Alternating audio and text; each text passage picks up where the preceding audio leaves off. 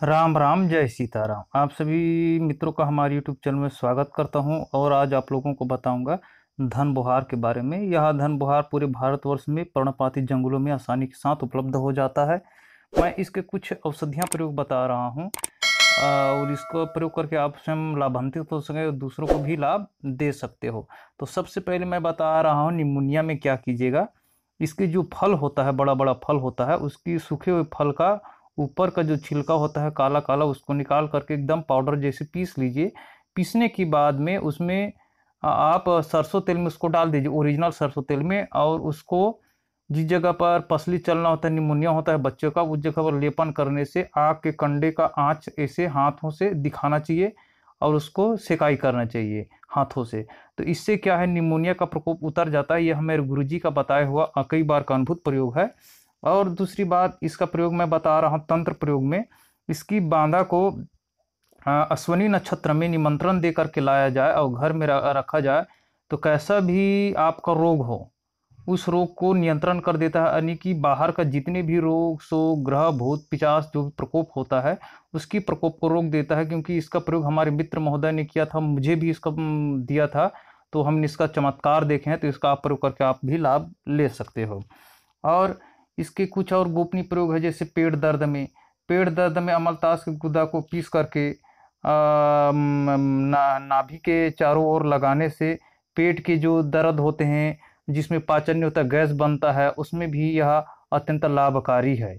और जैसे किसी को लकवा हो जाता है तो लकवा की परेशान जो भाई बहन है वो बहुत कष्टदायी होता है।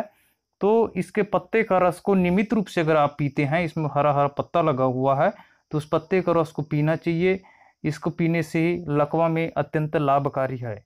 और जिसको दस्त नहीं हो पाता तो इसके गूदे को पानी में डुबा करके उसमें सेंधा नमक नींबू का रस मिला करके खाने से जो दस्त नहीं होता और विबंध जैसे रोग हो गए हों उसमें भी यह लाभ देता है। खाली इसको डुबोकर, इसके गूदा को डुबोकर खाने से उतना लाभ नहीं होता जितना इसमें सेंधा नमक और नींबू का रस मिलाकर करने से होता है। और दमा है, जैसे श्वास है, अस्थमा में इसके गूदे का काढ़ा बना करके पीने से लाभ होता है और फायदेमंद है। और पेट की शुद्धिकरण के लिए भी, कब्ज में भी इसका गुलकंद खाने से आंतों में जमा हुआ जो मल होता है, जीवाणु होता है, रोग होता है, उसको यह निकाल देता है।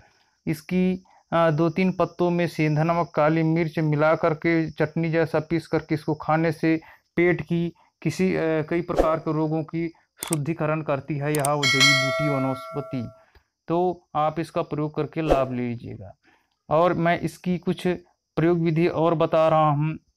जैसे किसी को घींघा रोग है, गले बहुत बड़ा फूल जाता है घींघा, जिसको कंठमाला कहते हैं, तो इसकी धनबुहार का जड़ निकाल लीजिए और निकाल करके उसको आप धो लीजिए। और धो करके चावल की जो धोवन होती है उसमें पीस करके जो कंठमाला है, जो घेंघा रोग है, उसमें अगर आप लगाते हो तो लाभ अत्यंत सिद्ध होता है। और इसी की जड़ को पीस करके कुष्ठ रोग के जो घाव हो गए हों उसमें लगाने से धीरे धीरे कुष्ठ रोग जैसे भयंकर रोग में भी यह अत्यंत लाभकारी है। तो इस तरह से आप प्रयोग करके लाभ ले सकते हो। और यह कई प्रकार के रोगों में भी अत्यंत लाभकारी सिद्ध हुआ है। इसके पत्ता, पुष्प, बीज और जड़ का ही प्रयोग आयुर्वेद में किया जाता है।